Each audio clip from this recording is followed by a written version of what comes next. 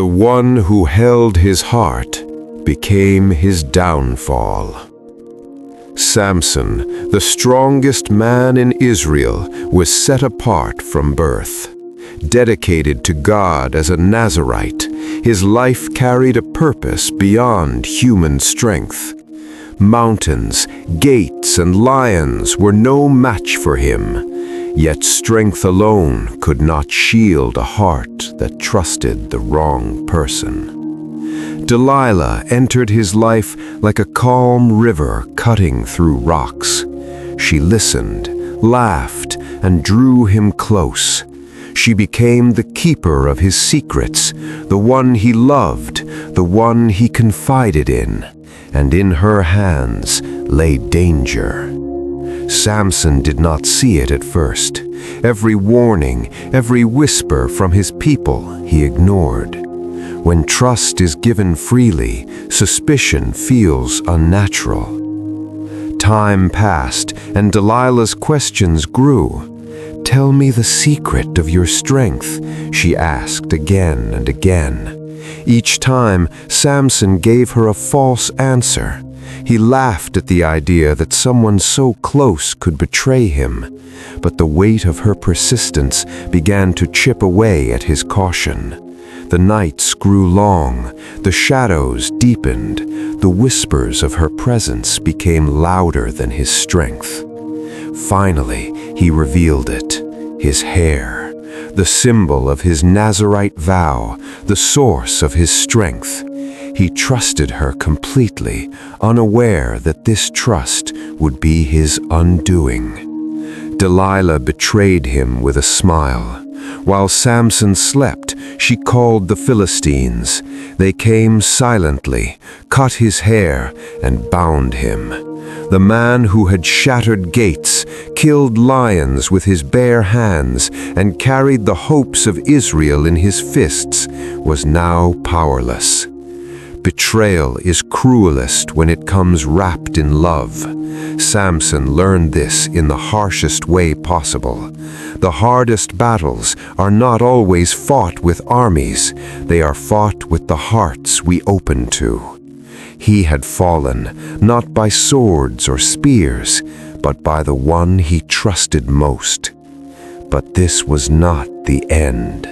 Samson, blinded and chained, sat in a Philistine prison. He was mocked, humiliated, reduced from hero to spectacle. Yet even in the darkest prison, God's purpose does not fade. He remembered his vow. He prayed. Though his hair was gone, the power that came from his dedication to God remained. Strength is more than muscle. It is faith, focus, and purpose. The Philistines celebrated, thinking they had conquered him. Their temple was filled with cheering and laughter, their hearts convinced they had won. But Samson's heart burned with a different fire: redemption. Positioned between the pillars of the temple, he grasped them with every ounce of remaining strength. His final prayer was simple, yet full of faith. "O Lord God, remember me. Strengthen me just once more, and let me take vengeance on the Philistines for my eyes." And then, with one mighty push, the temple shook. Pillars toppled, walls crumbled. The enemies of Israel fell before him. The man who had been betrayed, blinded, and humiliated became the instrument of God's justice. The pain and betrayal he endured were not meaningless. They became the stage for triumph, redemption, and glory. Samson's story reminds us that our lowest points are often the beginning of God's greatest work. Even when trust is broken, even when strength fails, even when the trail cuts deepest, God can restore, redeem, and use our pain for victory beyond imagination. Sometimes, the chains that bind us are the very ones that prepare us for the power to come. Sometimes, the darkness is the womb for light. Even in betrayal, even in suffering, there is hope. Even in humiliation, even in weakness, there is purpose.